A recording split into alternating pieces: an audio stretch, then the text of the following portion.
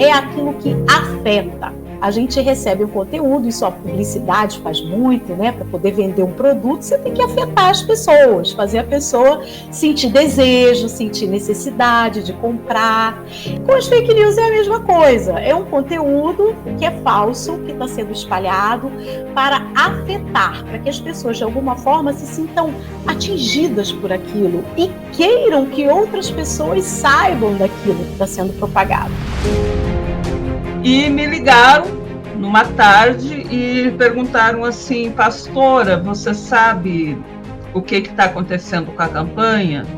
Eu disse: não. Eu disse: bom, estão acontecendo um monte de ataques e os ataques são contra você. E em função disso, o nosso bispo conversou com a gente e a gente está avaliando que se você participar, isso vai dar problemas para a diocese. Chegou num momento em que eu precisei, eu mesma, me defender para a igreja. Quer dizer, eu era a vítima e virei algoz, porque quem precisa se explicar é quem sofre o ataque, e não quem faz o ataque. Começa agora a série Não Bote Fé nas Fake News, uma parceria do Guilhotina, podcast do Le Monde Diplomatique Brasil, com a Coordenadoria Ecumênica de Serviço, a SESI. Eu sou Bianca Pio e estou aqui com Luiz Brasilino. Oi pessoal, tudo bem? Neste especial, vamos abordar o fenômeno das fake news e seus impactos entre as comunidades religiosas e a democracia brasileira.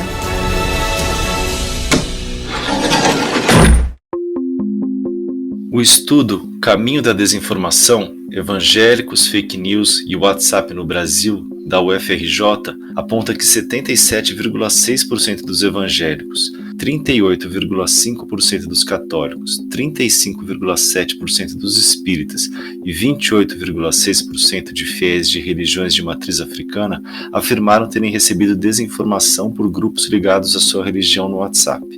As mentiras, produzidas agora por equipes profissionais e divulgadas e compartilhadas pelas quase onipresentes plataformas digitais, são orientadas para gerar ódio com objetivos políticos. O expediente ganha contornos ainda mais dramáticos quando envolve algo tão sensível como são as espiritualidades. E para entender este fenômeno, discutir como o fundamentalismo religioso age por meio das fake news e avaliar quais as principais consequências disso para a democracia, vamos convidar pessoas que pesquisam, atuam e que foram vítimas dessa fábrica de manipulação. Também vamos falar sobre as consequências das fake news para os povos indígenas, sobretudo em tempos de pandemia, e abordar as eleições de 2022. Como combater as redes de mentiras e abrir diálogos com diferentes correntes religiosas para impedir que a crise da democracia brasileira se aprofunde ainda mais. Serão 5 episódios semanais. Em todos eles, vamos ter uma entrevista e também o depoimento de pessoas que foram alvo de fake news para entender o impacto que as mentiras tiveram em suas vidas. Neste primeiro episódio, a gente vai ouvir a história da pastora Romy Benck, que foi alvo de mentiras por parte de extremistas religiosos por conta de sua participação em uma audiência pública e na campanha da Fraternidade Ecumênica, que ela ajudou a elaborar. O meu nome é Romy, eu sou pastora da Igreja Evangélica de Confissão Luterana no Brasil, mas eu trabalho no Conselho Nacional de Igrejas Cristãs do Brasil, que é um organismo ecumênico que reúne 5 igrejas: a Igreja Católica Romana, a Evangélica de Confissão Luterana no Brasil, a Igreja Episcopal Anglicana do Brasil, a Igreja Presbiteriana Unida e a Aliança de Batistas. O primeiro momento foi a partir de uma audiência pública que eu participei na Câmara dos Deputados sobre o tema do Escola Sem Partido. O Conselho Nacional de Igrejas é contra o Escola Sem Partido, então eu fui lá falar criticamente sobre essa iniciativa.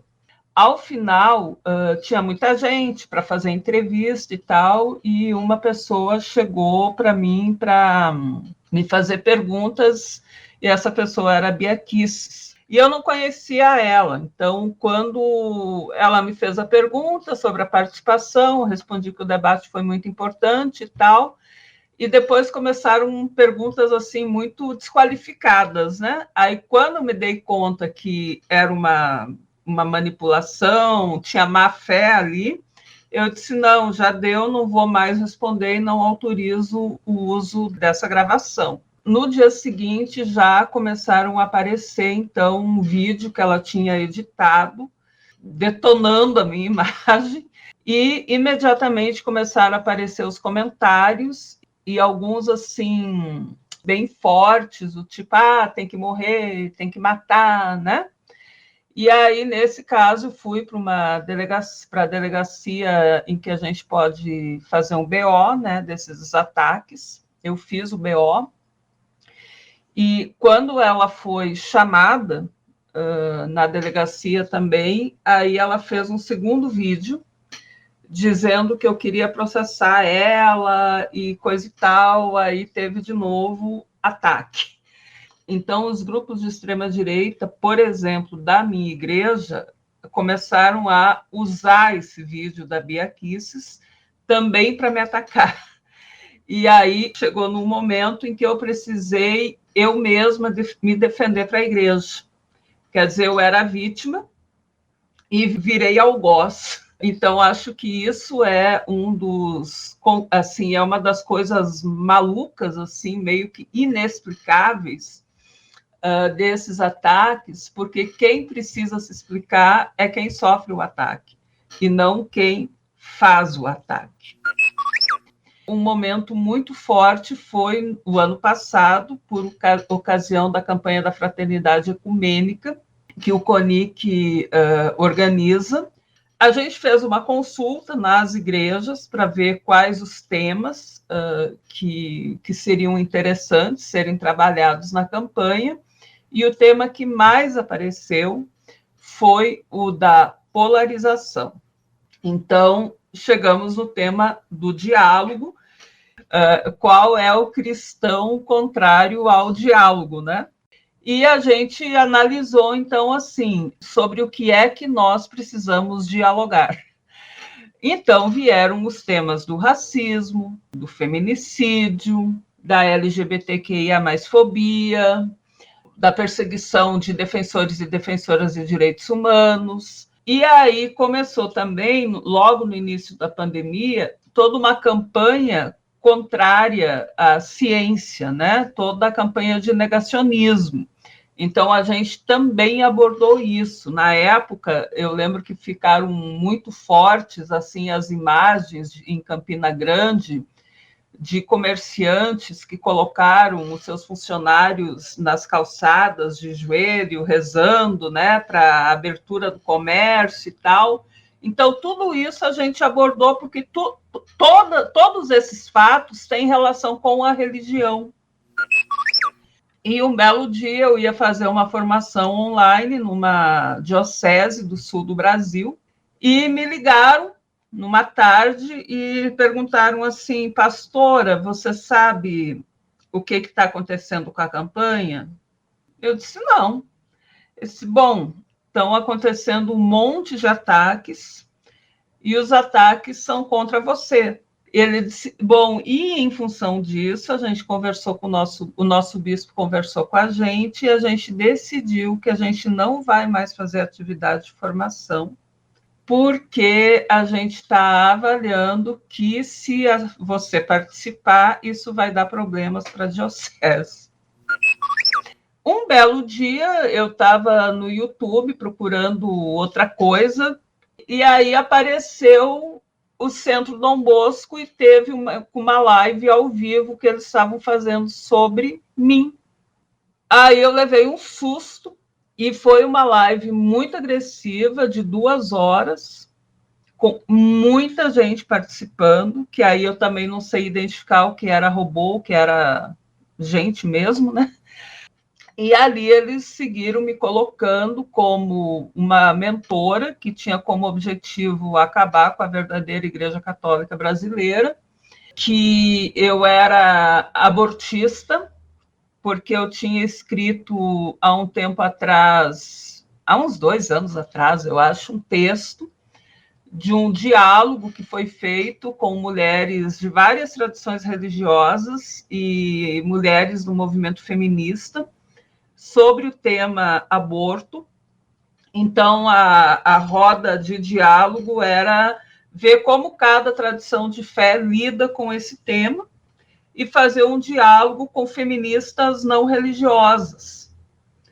E a minha tarefa foi fazer a síntese do diálogo. Então, não era um texto em que eu apresentava a minha posição sobre o tema, mas era a síntese.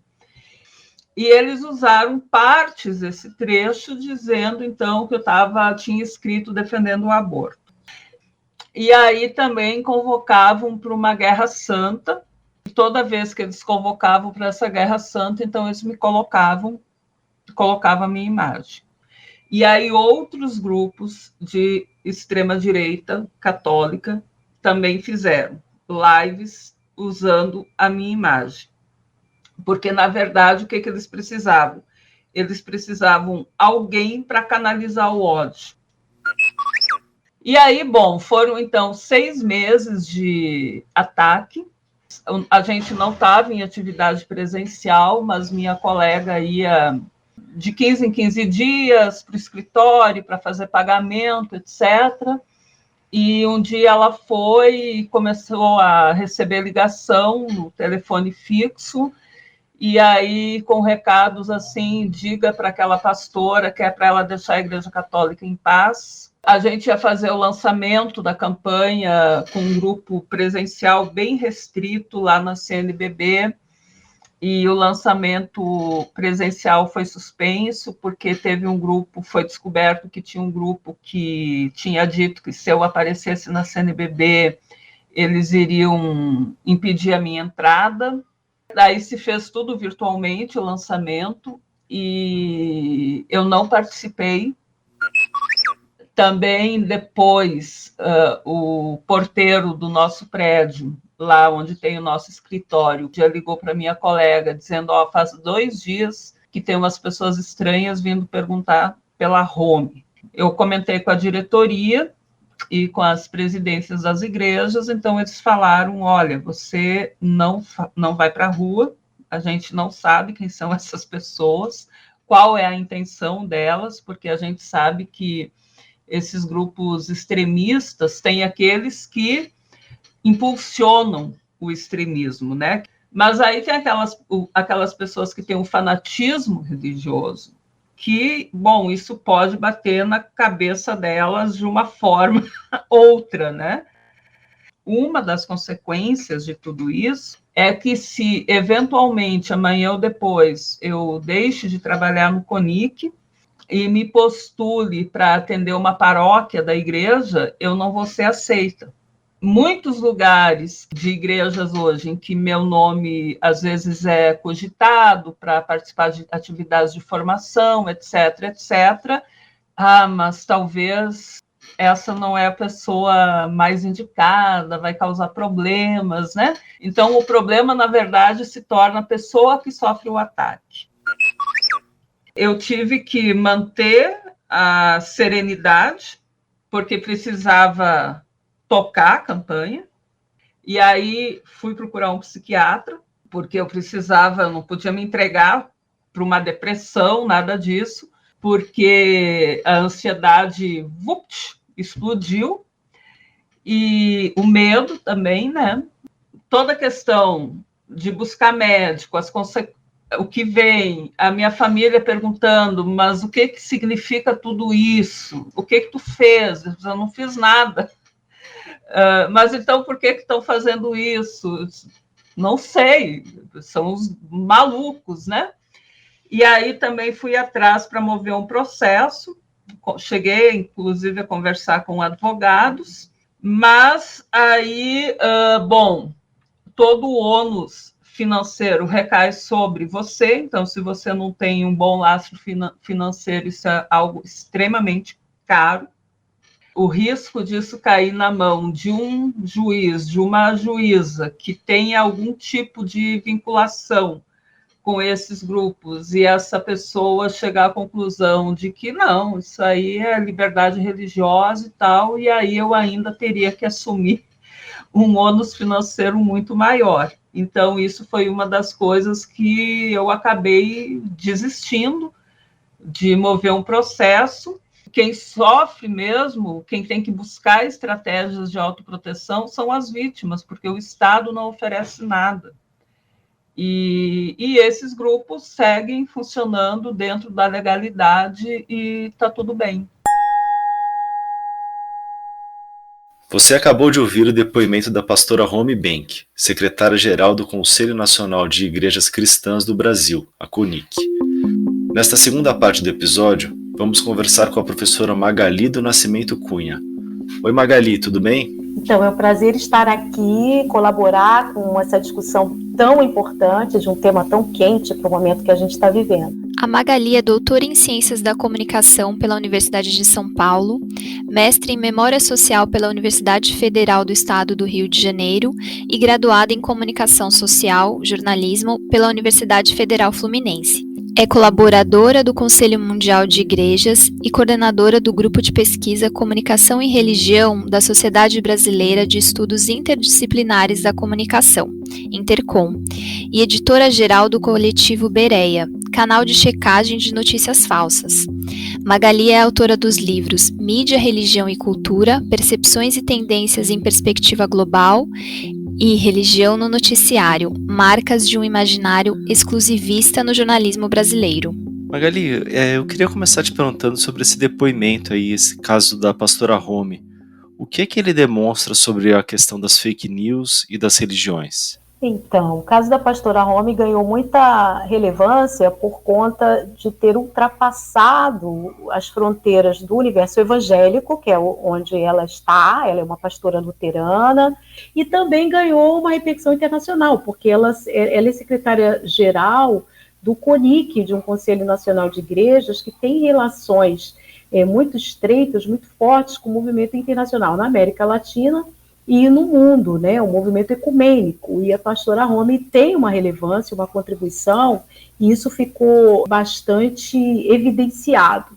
O que nós vemos aí? Nós vemos um fenômeno que é muito hoje disseminado, que é a reação, é um reacionarismo que nós percebemos no mundo político mais amplo. O Brasil vive hoje um momento reacionário, de um conservadorismo muito forte, que chega a expressões extremas de um ultraconservadorismo, e esse reacionarismo ele se manifesta em diversos campos da sociedade e particularmente no universo religioso. Vou abrir um rápido parênteses aqui, porque nas discussões hoje se coloca muito um peso, um protagonismo sobre os evangélicos, mas nesse caso a gente está vendo aí, no caso da pastora Romy, como isso se manifesta não só entre os evangélicos, mas a gente tem grupos católicos que hoje praticam intensamente um reacionarismo, manifestando essa reação nas redes, nas mídias. Então, a pastora Romy sofreu manifestações de ódio com a veiculação de conteúdo falso contra ela, calunioso. Então, o que a pastora Romy sofreu e ainda sofre, porque tem efeitos colaterais e efeitos que se prolongam, o fato dela ser mulher, isso ganha uma repercussão mais intensa no mundo religioso, porque, claro, na sociedade em geral, as mulheres são sempre as mais vulneráveis a esse tipo de ataque. Talvez o ataque não fosse tão intenso e como aconteceu se fosse para um homem, mas ela é uma mulher e ela é uma pastora. No universo católico, as pastoras também são desqualificadas porque a Igreja Católica não reconhece o papel sacerdotal de mulheres. Então, isso ainda está duplamente, é uma desqualificação dela como mulher e dela como pastora, uma desqualificação dupla, né? Então, a destruição de reputação entra nesse campo. Professora, a pesquisa Caminhos da Desinformação, Evangélicos, Fake News e WhatsApp no Brasil, que foi realizada pela UFRJ, revelou que 77,6% dos evangélicos, 38,5% dos católicos e 35,7% dos espíritas e 28,6% de fiéis de religiões afro-brasileiras afirmaram terem recebido desinformação por grupos ligados à sua religião no WhatsApp. A gente queria saber como é que funciona esse circuito, né? E qual é o sentido da maioria das fake news divulgadas e os objetivos dessas fake news que circulam entre esses grupos de diferentes religiões, né? Então, todas as pessoas estão submetidas a esse fenômeno. O que a pesquisa do Instituto NUT da UFRJ, é um instituto que trabalha na área de saúde, né? Já vinha observando como muito antes da gente estar com a atenção voltada para esse tema, muito antes das eleições de 2018, o Instituto NUT já observava que se propagava fake news, desinformação na área de saúde e que grupos religiosos eram mais vulneráveis. E quando a pesquisa foi criada, justamente se estabeleceu para observar um grupo que parecia ser o mais vulnerável e a pesquisa comprovou, que é o grupo dos evangélicos. O que acontece? A gente tem, com as fake news, o que a gente chama de um ecossistema de desinformação. O que é esse ecossistema? É a forma como essas informações ou desinformações, elas circulam fartamente num sistema que passa pela propagação que vem de alguém que cria esse conteúdo. Esse alguém vai fazer chegar em pessoas que são influenciadoras de alguma forma de diferentes grupos, e aí a gente tem as lideranças religiosas, né, que são influenciadoras, que muitas vezes sabem que elas estão recebendo um conteúdo que é falso, mas elas se identificam com a proposta que está sendo colocada e vão fazer chegar numa audiência maior, e os grupos de WhatsApp têm um papel incrível aí que a pesquisa mostrou, porque são grupos por afinidade. Então, geralmente já são, o grupo da família, o grupo do trabalho, o grupo de amigos, mas nas igrejas e nos grupos religiosos em geral, esse grupo ganha uma intensidade maior. Por quê? Porque ali a gente tem um elemento envolvido que não é só a afinidade, tem um elemento da crença. Isso exerce um papel muito importante nesse ecossistema. Porque para a pessoa levar adiante, isso é muito importante para quem cria, essa pessoa precisa acreditar naquilo para levar adiante. E não só acreditar, a pessoa precisa se identificar com aquele conteúdo, criar um afeto. Esse é um termo muito significativo no campo da filosofia, no campo da educação e da comunicação, que é a palavra afeto. É aquilo que afeta. A gente recebe um conteúdo, isso a publicidade faz muito, né? Para poder vender um produto, você tem que afetar as pessoas, fazer a pessoa sentir desejo, sentir necessidade de comprar. Com as fake news é a mesma coisa, é um conteúdo que é falso, que está sendo espalhado para afetar, para que as pessoas de alguma forma se sintam atingidas por aquilo e queiram que outras pessoas saibam daquilo que está sendo propagado. Então isso é muito interessante, porque nesse ecossistema, algumas pessoas estão sendo financiadas, aí, recebendo dinheiro mesmo, tanto para construir esse conteúdo, para colocar ele na rua. Algumas pessoas são propagadoras intencionalmente, mas a grande maioria de quem propaga voluntariamente, porque são essas pessoas que recebem afetadas por esse conteúdo. Elas se identificam, elas ficam com medo daquilo que está sendo dito, tem muito pânico, né? Muita coisa colocada como pânico. Elas são, então, afetadas de forma a se tornarem, aí no mundo da religião, principalmente dos cristãos, a gente vai usar esse termo, para fazer uma evangelização, se tornam missionários daquele conteúdo. Voluntariamente elas vão levar adiante. Um vídeo divulgado pelo pastor Silas Malafaia em sua rede social e que já foi tirado do ar mostra um saque a um supermercado de Salvador. O problema é que o líder religioso afirmou que a invasão tinha acontecido durante a pandemia e, na verdade, as imagens foram gravadas em 2012. 2016 é um paradigma para a gente entender essas questões todas que a gente olha das fake news, porque aconteceram 2 episódios. Foi o processo de convencimento da população britânica a se retirar da União Europeia com o referendo e as eleições dos Estados Unidos que vieram depois. O Brexit foi como que um paradigma, porque acabou interferindo na forma de fazer campanha nos Estados Unidos, porque deu muito certo. Convencer a população da Grã-Bretanha a se retirar da União Europeia com medo dos imigrantes, medo do que vinha tirar o nacionalismo, a ideia de nação da Grã-Bretanha. A União Europeia foi colocada aí como um vilão ameaçador naquela campanha, e se utilizou muito desses elementos. Uma empresa chamada Cambridge Analytics criou sistemas, trabalhou com dados das pessoas e colocando lá, viralizando conteúdos, enfim. O Facebook recebeu uma multa equivalente a mais de R$2.300.000 pelo envolvimento no escândalo da Cambridge Analytica, empresa britânica acusada de influenciar as eleições nos Estados Unidos. Ali a gente aprendeu uma coisa com o Brexit, que foi a segmentação. Criava-se conteúdo para cada tipo de pessoa. Então tinha lá os jovens, os idosos, tinha o estudante, o trabalhador, tinha o intelectual, a dona de casa, os religiosos e tudo. E o outro elemento do grupo religioso é o sentido de pertença a uma comunidade. Quando a gente tem um grupo de WhatsApp, é uma pertença dupla. Então, nós temos aí grupos que são mais afeitos, que são mais vulneráveis, que são os grupos religiosos, por essas características que eu acabei de descrever. E os grupos evangélicos, muito mais que estes, por quê? Porque eles carregam elementos fortíssimos voltados para o puritanismo e a moralidade sexual, muito especialmente.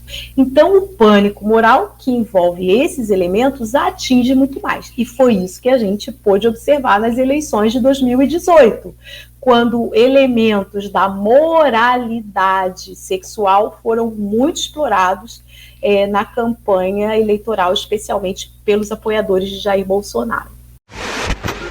O presidenciável Jair Bolsonaro, do PSL, e seus apoiadores mentem ao relacionar o candidato Fernando Haddad, do PT, à distribuição de um suposto kit gay em escolas de todo o país. A falsidade da notícia foi confirmada por uma decisão do Tribunal Superior Eleitoral nesta segunda-feira, 15 de outubro. O órgão pediu a suspensão de links de sites e redes sociais com as acusações.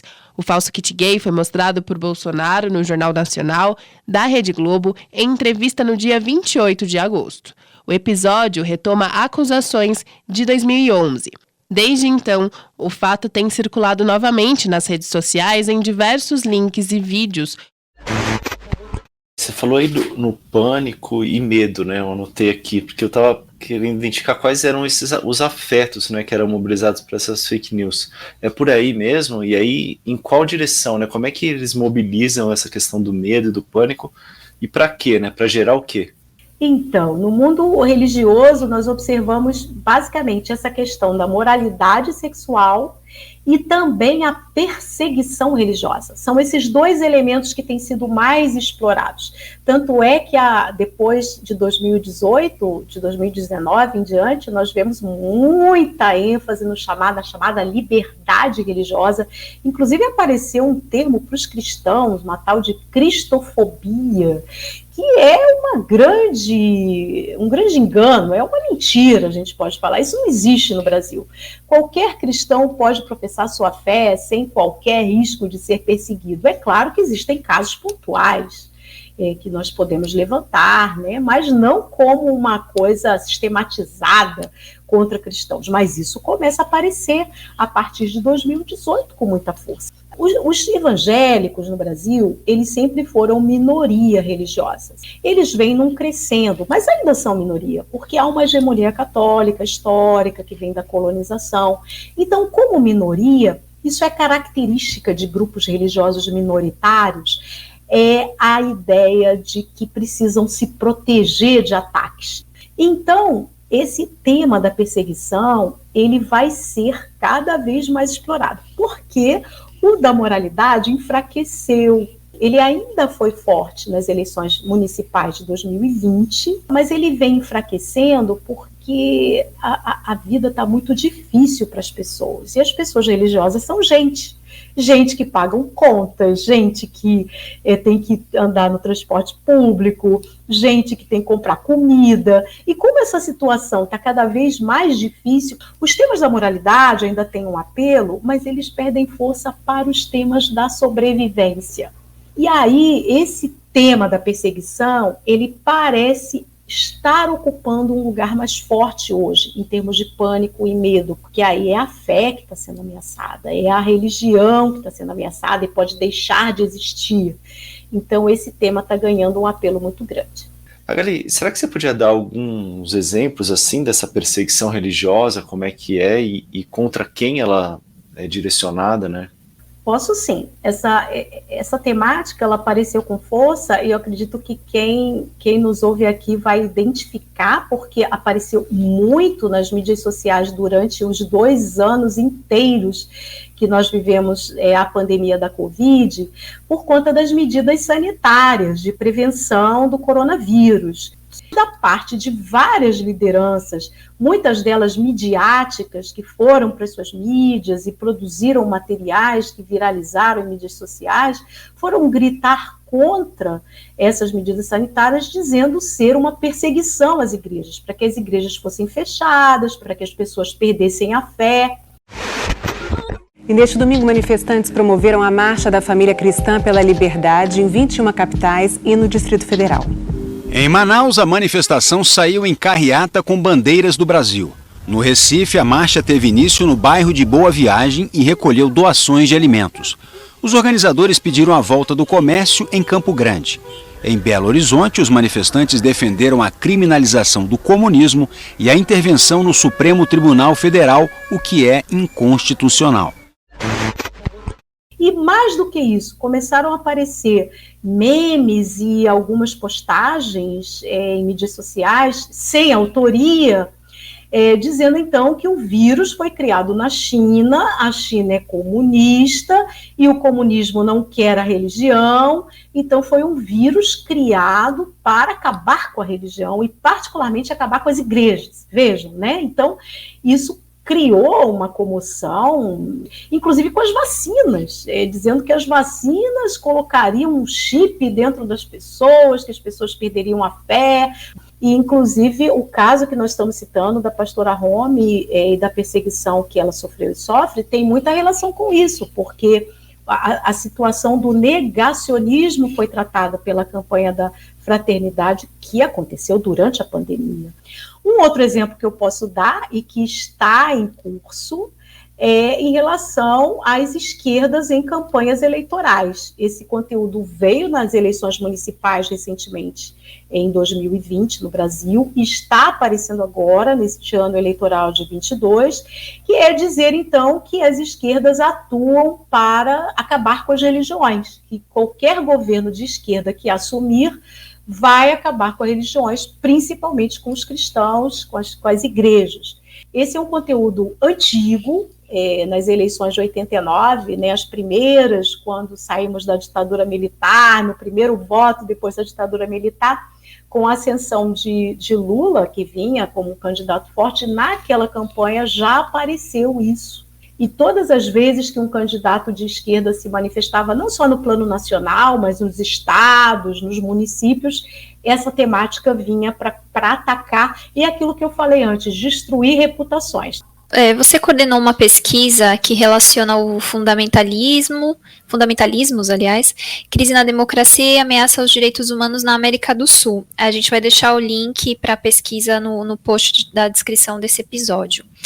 Você pode explicar o que são esses fundamentalismos e como eles ameaçam a nossa democracia? Fundamentalismo é uma expressão antiga, ela surgiu no início do século XX nos Estados Unidos e foi o nome dado a grupos ali que atuavam a partir dos evangélicos dos Estados Unidos para salvaguardar a fé no início do século XX da ciência que vinha avançando, salvaguardar a fé de movimentos que eles tratavam como materialistas daquele início de século que poderiam destruir a fé, e eles traziam fundamentos da fé que não deveriam ser nunca agredidos, atacados, alterados, e esses grupos foram chamados fundamentalistas porque tratavam de guardar e salvaguardar a fé. Isso foi nos Estados Unidos. Durante todo o século XX, esses grupos existiram, eles se transformaram, grupos vinham salvaguardar a fé, por exemplo, durante a Segunda Guerra, contra o comunismo, grupos vieram salvaguardar a fé nos movimentos por direitos civis, contra o feminismo, contra os movimentos a favor da igualdade racial. Esses grupos apareciam durante todo o século XX. E o termo acabou se popularizando para classificar grupos islâmicos. A partir dos anos 70, com a Revolução Iraniana, dos ayatolás, ali pegou-se esse termo, que era referente a grupos evangélicos nos Estados Unidos, para classificar radicais islâmicos. E isso se potencializou no ano de 2001, com o ataque às Torres Gêmeas dos Estados Unidos, que ali naquele momento, em 2001, fundamentalismo passou a ser quase sinônimo do Islã. Só que esse período do século XXI coincide com um avanço muito grande da presença de evangélicos na política na América Latina. E alguns analistas trouxeram esse termo com a experiência que tinham de olhar o Islã para olhar os evangélicos nesse avanço, porque essa presença evangélica veio casada com um conservadorismo muito forte em relação à pauta de costumes, à pauta da moralidade sexual, alianças com outros grupos, né?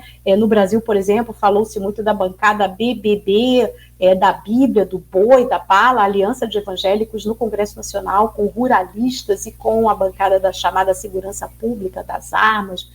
O que essa pesquisa buscou ver é sair, tentar escapar desse senso comum de classificar como fundamentalismo o que é um extremismo político, religioso e um conservadorismo também ao extremo.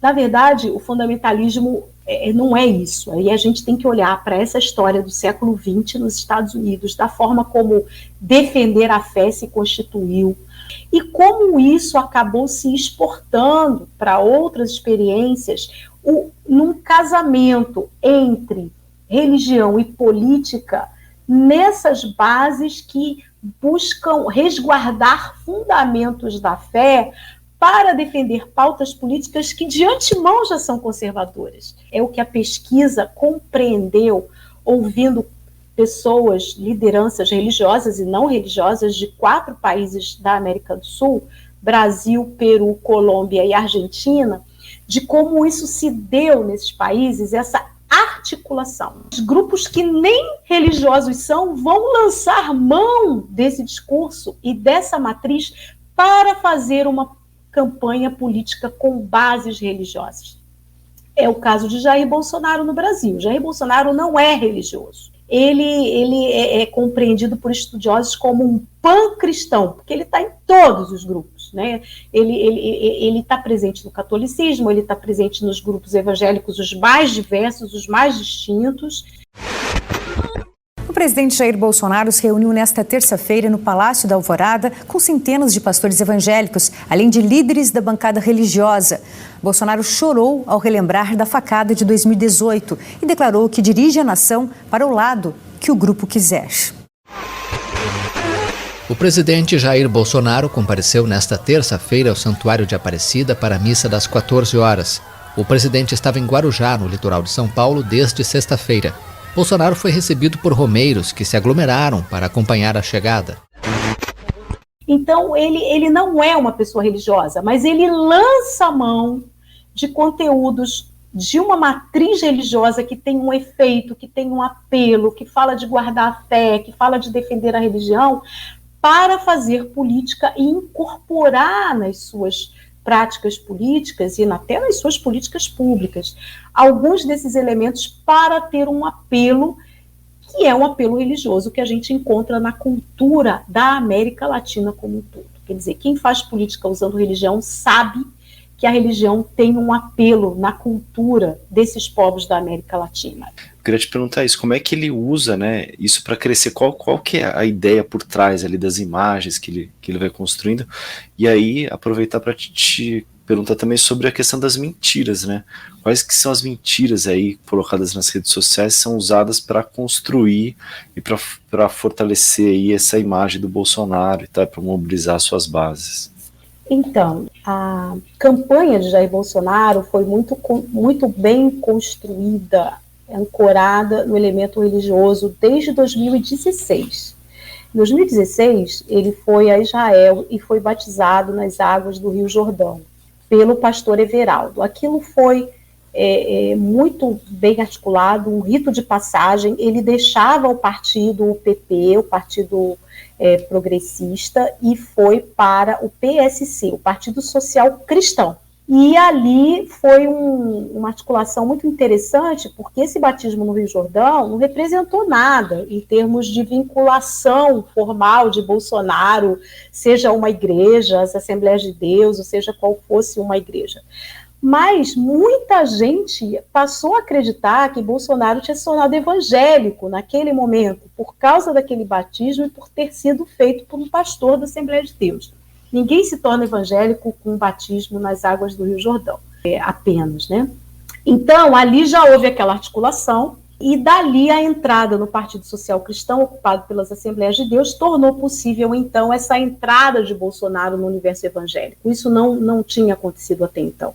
Então, já havia essa ideia de que o público religioso evangélico, principalmente, seria uma âncora entre os apoiadores, e tem sido assim, porque todo o apoio perdido desde que começou o governo, a gente observa que ele se mantém num núcleo, que é um núcleo de evangélicos, que é muito significativo, mas também de católicos conservadores, que não é um grupo pequeno, é um grupo significativo, e isso se deu com essa simbologia, iniciada lá nas águas do Rio Jordão, e continuada com a presença de Bolsonaro em igrejas, em cerimônias, recebendo oração. O fato dele ter se casado com uma mulher que vem das igrejas evangélicas, Michele Bolsonaro foi membro da Assembleia de Deus, era membro da igreja do Silas Malafaia. Silas Malafaia fez o casamento dos dois.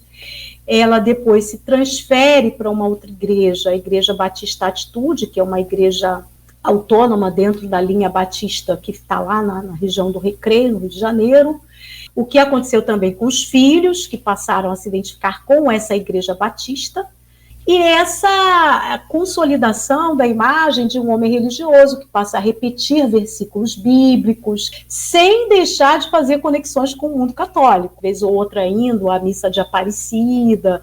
Por isso a ideia do pan-cristianismo, né, de Bolsonaro, porque não abandona esses símbolos.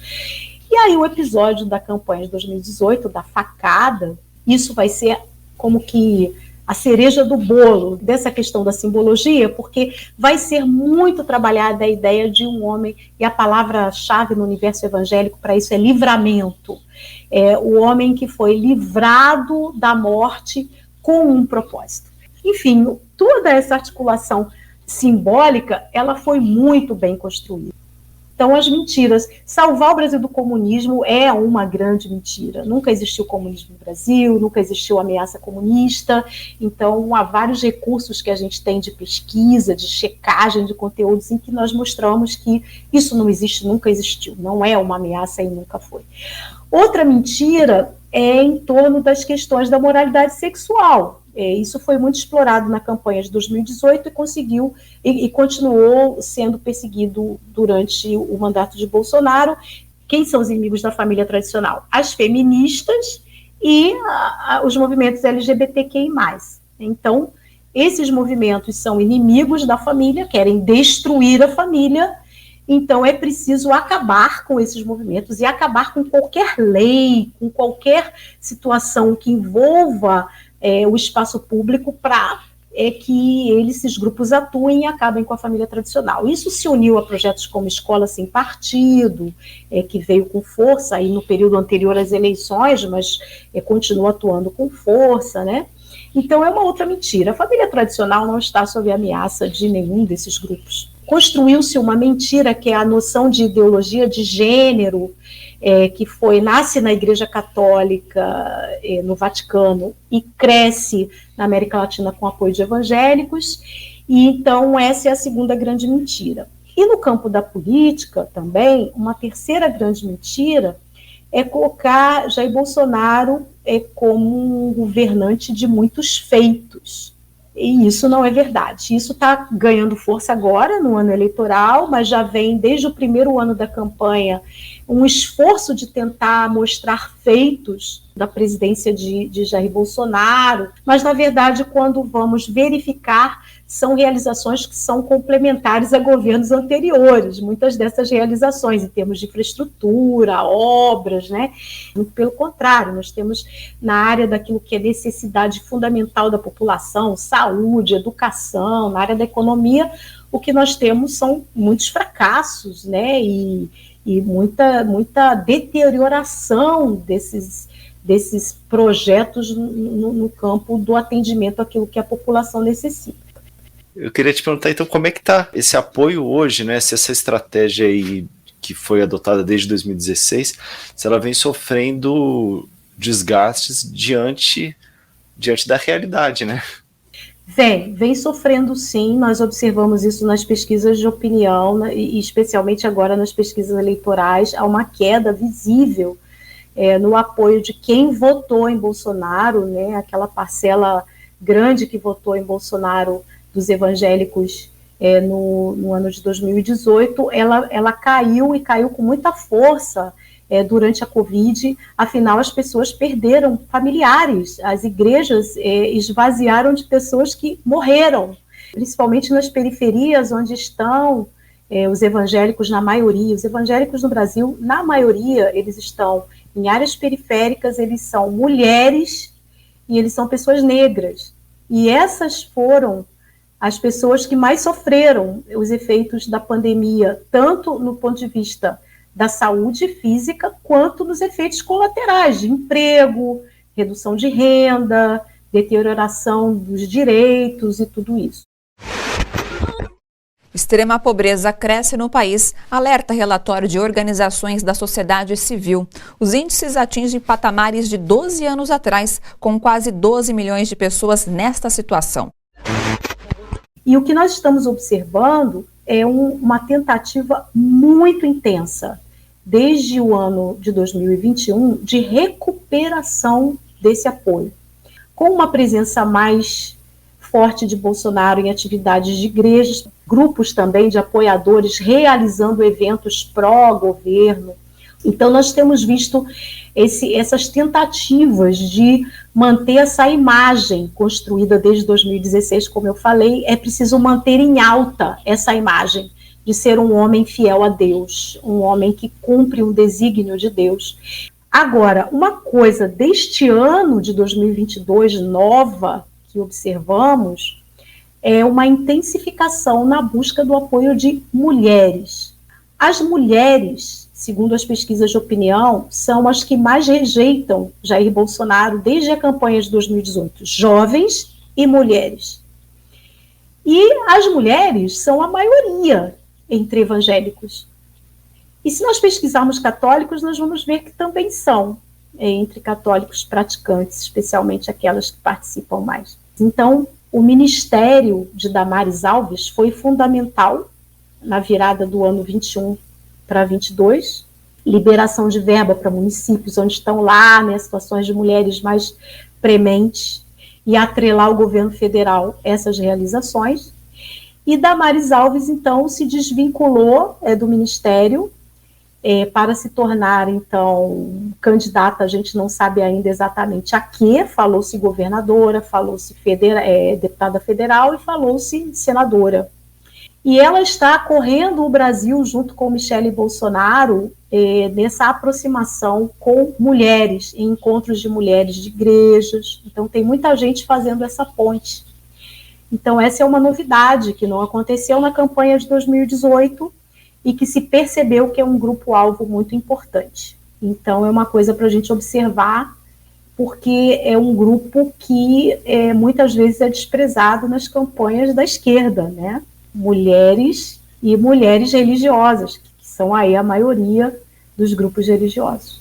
Magali, esse é um excelente gancho para a próxima pergunta, porque justamente, né, a esquerda tem que conseguir superar um pouco essa visão reducionista que tem dos evangélicos, né? Nem todos são fundamentalistas, nem todos apoiam esse governo. Então, eu queria te perguntar um pouco também da resistência, né, dos evangélicos que estão contra esse governo, enfim, que nunca apoiaram, e como é que tem se dado esse embate. Os evangélicos que são oposição ao governo Bolsonaro vêm de uma tradição antiga. Como você bem disse, falar de evangélicos não é falar de sinônimo de conservadorismo, de fundamentalismos. É um grupo muito diverso que tem, sim, uma predominância de elementos conservadores na sua tradição, na sua conformação, mas há, historicamente, grupos muito engajados em causas sociais, porque uma corrente que chegou com os missionários lá atrás é a chamada corrente do evangelho social. Essa mesma aí que formou o Martin Luther King, essa que formou outros líderes evangélicos históricos, ela entrou no Brasil e criou uma corrente de evangélicos muito engajados nessa união da fé com a vida, com a realidade. Então já é, historicamente, uma presença, os evangélicos progressistas, de esquerda. Existem grupos hoje articulados, como a Frente de Evangélicos pelo Estado de Direito, evangélicos pela democracia, evangélicas pela igualdade de gênero, evangélicos com X, né, evangélicos que são os que tratam pela diversidade, causa indígena. Então, esses grupos, já em 2018, já eram grupos de oposição. Por exemplo, a Frente de Evangélicos pelo Estado de Direito surgiu contra o impeachment de Dilma Rousseff, um grupo que apareceu naquela ocasião contra o impeachment e continuou durante o processo das eleições de 2018 e continua defendendo a democracia e o Estado de Direito. Líderes de várias correntes e organizações religiosas protocolaram na Câmara um pedido de impeachment do presidente Jair Bolsonaro. Eles assinam um documento em nome pessoal, mas afirmam que o pedido representa a opinião de um movimento crescente dentro de suas igrejas. É interessante que esses grupos, durante os governos de esquerda, eles atuaram no apoio aos governos de esquerda, mas eles não tiveram tanto protagonismo como eles buscam ter como oposição. Aí é uma reação, é uma oposição, né? Desde 2016 e com mais força desde 2018.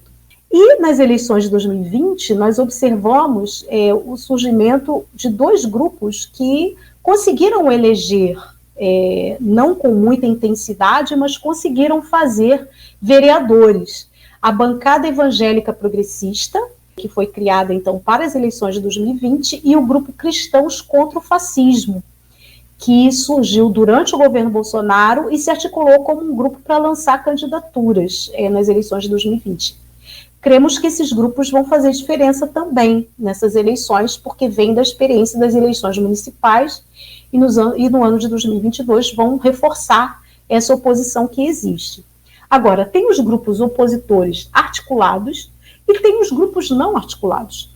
Como eu falei antes, muita gente está sentindo os efeitos do que representaram os anos de 2019 para cá, na vida. E perderam pessoas durante a Covid e sabem muito bem que poderiam não perder se houvesse políticas públicas de saúde desde o começo que pudesse salvar essas vidas.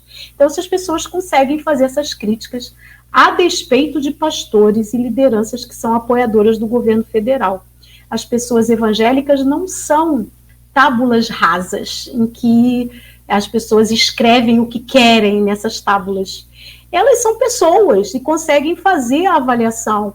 Elas tendem a apoiar quando são convencidas a apoiar, mas tendem a retirar o apoio quando fazem a avaliação de que esse apoio não vale a pena. Então, a gente também tem que contar com essa população. E, Magali, para encerrar, como sensibilizar essa parte dos cristãos que que ainda seguem apoiando o governo Bolsonaro, justamente utilizando essa contradição do projeto do governo Bolsonaro em relação ao próprio cristianismo, porque as pautas que o Bolsonaro defende, elas não são nem um pouco pautas cristãs, né?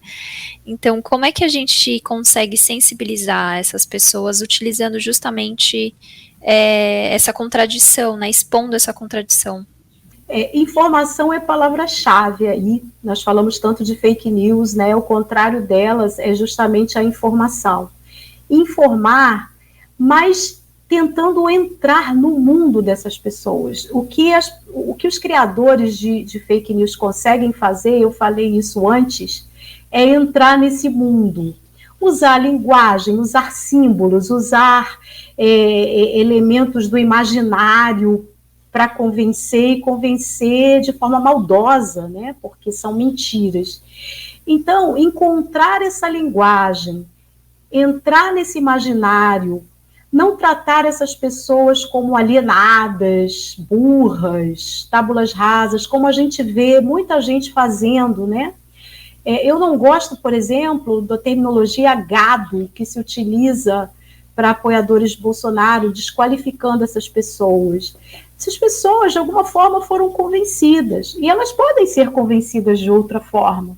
Muitas vezes se tenta convencer pessoas pelo racional, enchendo a pessoa de dados, mas nem sempre é pelo racional. A gente tem que entrar pelo emocional, pelo imaginário, por símbolos, e os grupos que fazem isso de forma maldosa fazem muito bem. Por que nós não podemos fazer? Não vamos fazer com engano, com mentira, mas vamos fazer com informação, mostrando aquilo que deve ser indicado como a realidade que deve ser enfrentada. E falar com as pessoas a partir da vida que elas levam. Como eu falei, as evangélicas, mulheres de periferia e negras são a maioria da população. Muita gente precisa ouvir coisas que têm a ver com a sua vida. Então, essa seria uma chave muito importante. E com isso, a gente vai fazendo o enfrentamento das fake news dessa outra forma também. Maravilha, Magali. A gente agradece a sua participação aqui nesse primeiro episódio na nossa série especial. Então, muito obrigada e parabéns pelo trabalho que você já vem realizando há muito tempo.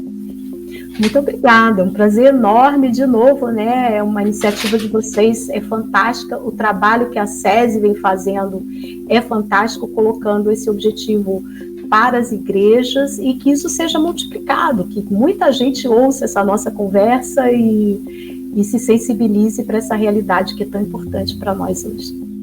E com essa conversa com a professora Magali Cunha, nós chegamos ao final do primeiro episódio da série Não Bote Fé nas Fake News. Para ler os materiais usados na pesquisa desse episódio, acesse sesi.org.br. A produção, o roteiro e a apresentação foram minhas, Bianca Pio, e do Luiz Brasilino. A edição da Raquel Júnia e a sonorização do Marcelo Santos pela Rádio Tertúlia. Este episódio utilizou trechos de reportagens da TV Cultura, TV Globo, TVT, TV Câmara, Jornal Brasil de Fato e Agência France Press. Esperamos que tenham gostado. Sigam acompanhando Guilhotina. No segundo episódio da série, na semana que vem, vamos falar sobre o uso da mentira nas eleições. Não bote fé nas fake news, uma série especial do podcast Guilhotina do Le Monde Diplomatique Brasil, com o apoio da Coordenadoria Ecumênica de Serviço, a SESI. Para saber mais, acesse sesi.org.br e para informação de qualidade, acesse diplomatique.org.br.